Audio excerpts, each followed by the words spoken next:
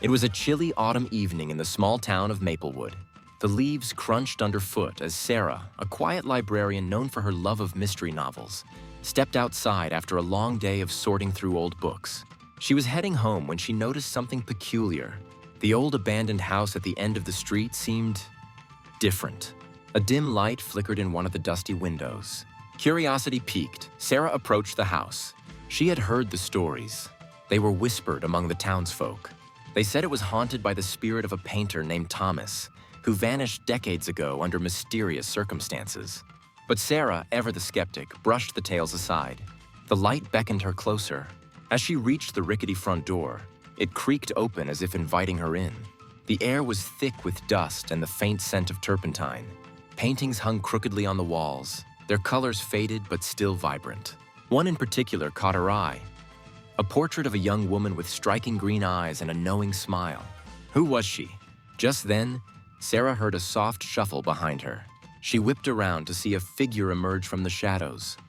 A man in his 40s, with tousled hair and a paint-splattered apron. "You shouldn't be here," he warned, his voice low and gravelly. It was Kyle, the reclusive artist who had taken up residence in the house. He was known for his eccentric behavior and his refusal to engage with the townsfolk. "I was just curious," Sarah replied, her heart racing. "What happened to Thomas?" Kyle's expression darkened. "He was my mentor.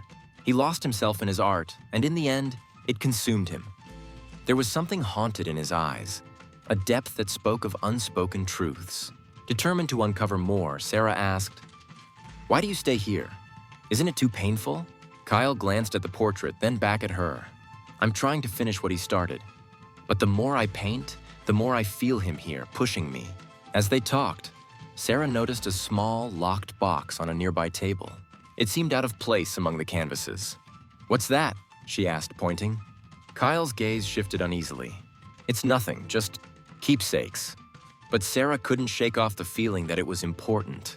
She decided to dig deeper. Over the next few days, she returned to the house, each time learning more about Kyle and the shadows of Thomas's past. One evening, while Kyle was painting, Sarah couldn't resist any longer. She picked the lock on the box with a hairpin she always carried. Inside, she found sketches of the same woman from the portrait, each depicting her in various stages of life. One sketch, however, was different. It showed her in agony, tears streaming down her face. "Who is she?"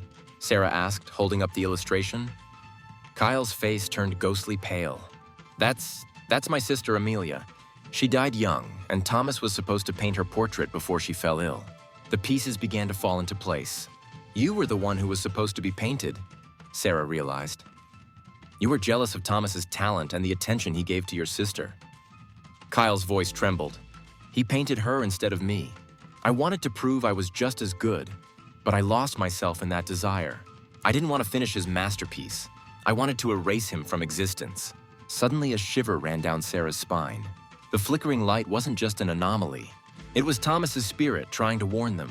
In that moment, Kyle broke down, revealing the deep regret that had haunted him for years. "I wanted to create beauty, but I only created darkness." With the truth finally revealed, the light in the house dimmed, and Sarah understood. The mystery of the abandoned house wasn't just about a ghost. It was about the haunting nature of obsession, loss, and the haunting desire for recognition.